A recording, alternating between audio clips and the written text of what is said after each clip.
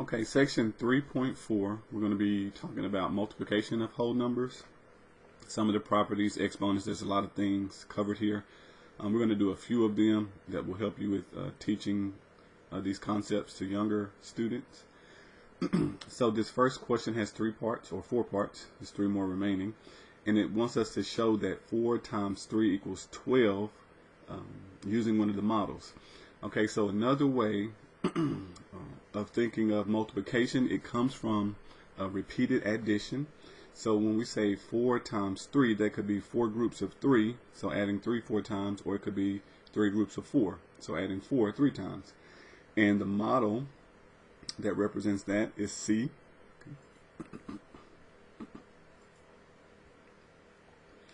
Okay, now we want to see the same thing in a rectangular array. So counting rows and columns, so we have 3 rows, and then we have more than 4, so that won't match. Okay, this one we have 1 2, we only have 2 rows and more than 4 units there. This rectangular array, 1 2 3, we got 4 columns, and then 1 2 3 rows. Looks like 4 by 4. But I guess more, I'm looking at the squares. We'll look at the dots. We have 4 rows and 3 columns of 4 dots. So this one is the one that matches 3 by 4. So it just makes this rectangular shape. I was wanting to count the rectangles, but you want to count the dots. Okay. So this is the one that matched with 3 by 4.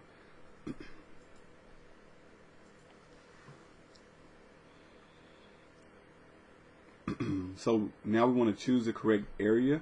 So we have to click on these to see the grid. So not that one. I think maybe it's these grids that we just did up above. Okay. This one is 3 by 4. Okay, so this one looks good. Well, let's check the other one just to make sure. This one is a 2 by 6 or a 7, looks like.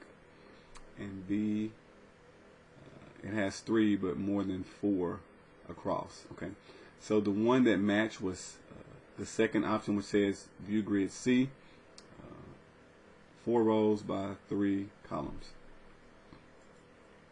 So we're going to go with C, or B, answer choice B, which says grid C. Kind of confusing, they could have put them in order.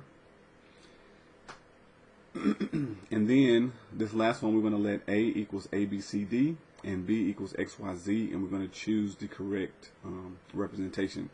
So in some classes they might call this a cross product, where we are multiplying A, the set A, by the set B.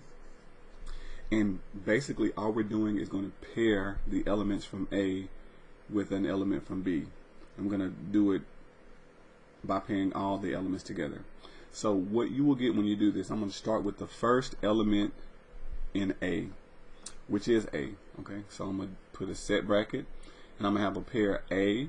I'm going to pair with an element from B, which is X. Okay, and I'm going to keep doing that. I'm going to pair A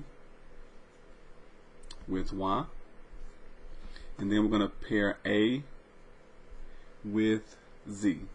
Okay, and we will do this same thing with B, C, and D. So we'll have 3 and 4. 3 by 4 will have 12 elements in there. And the one that appears to be doing that is D. 1 2 3 4 5 6 7 8 9 10 11 12. So you're just taking one element from A and one from B, pairing them so that every 2 possible pairs can be together. No 2 letters are coming from the same, one from A and one from B. So that will be D.